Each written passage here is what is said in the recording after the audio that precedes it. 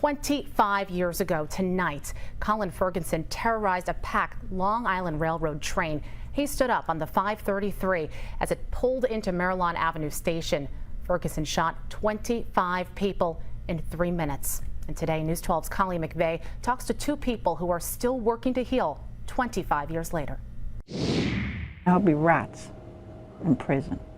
He is Colin Ferguson, the man who 25 years ago turned an early December night into a nightmare. There's a guy with a gun, he just shot some people. I came home and my daughter said, you know, there was a shooting at the train station where, you know, Daddy gets off. Joyce Garicki's husband, James, was on that train. I just kept watching the news, and in fact, I was watching Channel 12 and trying to get an update what's going on. And finally, the news she dreaded came from police. They rang my bell. I opened the door. I said, he's dead, isn't he? And they said, yes.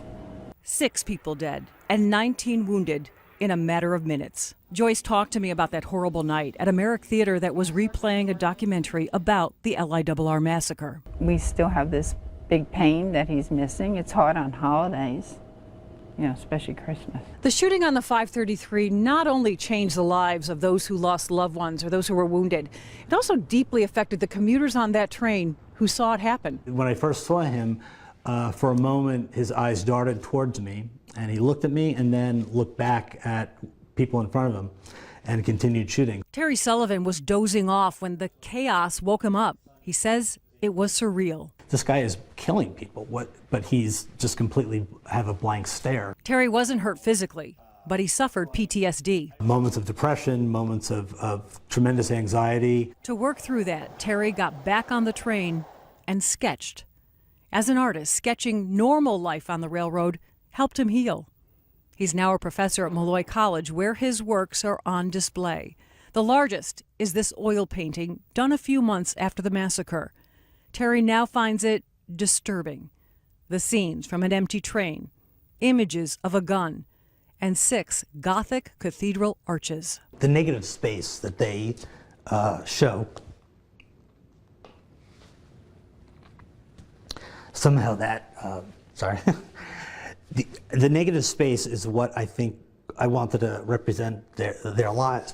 While art helped Terry heal, recent mass shootings like Parkland and Las Vegas reopen old wounds. Those events bring back, you know, the trauma that I felt, definitely bring it back. And it's the same for Joyce, who has spent the last 25 years fighting for stricter gun laws. Something is wrong. Something's wrong with this country. And when is it going to stop? I keep asking myself. This is 25 years later, and it's worse than ever. The activist and the artist still living with a nightmare. There is no closure. I'll have this till the day I die. There is no, all the victims, whoever got killed, all the people that were connected to these victims, it will never go away, never. Colleen McVeigh, News 12, Long Island.